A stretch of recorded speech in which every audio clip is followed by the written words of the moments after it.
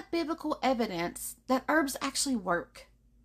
Well, the use of herbs for herbal preparations purposes has been around for centuries, and it has been documented in various cultural and religious texts, including the Bible. That's right.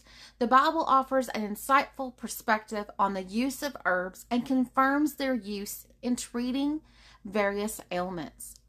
Firstly, there are numerous biblical references to the use of herbs for health and wellness purposes. Ezekiel chapter 47 verse 12 mentions the leaves of the trees being for medicine, while Isaiah chapter 38 verse 21 talks about the use of figs as a plaster for boils.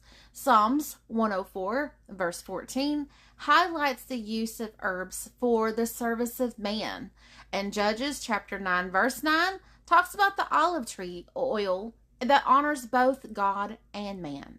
Other biblical references include Jeremiah chapter 8 and 22, Proverbs 24:13, Luke 10:34, and Timothy 5:23, and Revelations 22:2.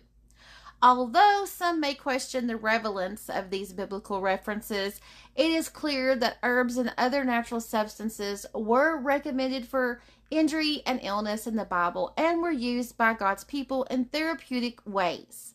In addition, Jewish tradition documents that Solomon, Ezra, and Nehemiah were well versed in the virtues of herbs and the qualities of roots, while Solomon considered to have taught how to cure disease by natural means.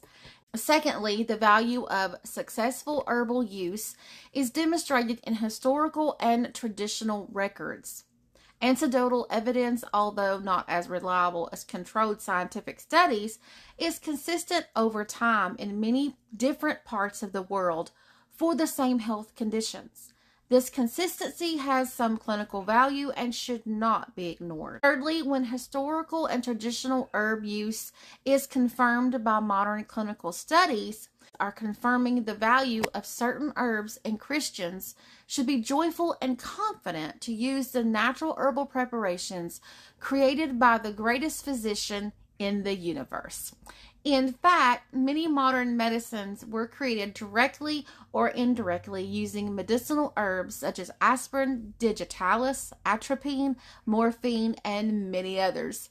In conclusion, the use of herbs for health and wellness purposes has been documented over the centuries and validated by various cultural and religious texts, including the Bible. When used correctly, herbs can provide significant benefits in supporting and aiding various concerns. While some may question the relevance of the anecdotal evidence, it is essential to recognize that it has some clinical value, especially when consistent over time. In addition, with modern clinical studies confirming the value of certain herbs, it is clear that herbs have a vital role to play in modern health and wellness. As Christians, we should embrace the natural health and wellness support created by God and be confident in His ability to heal and improve our overall health.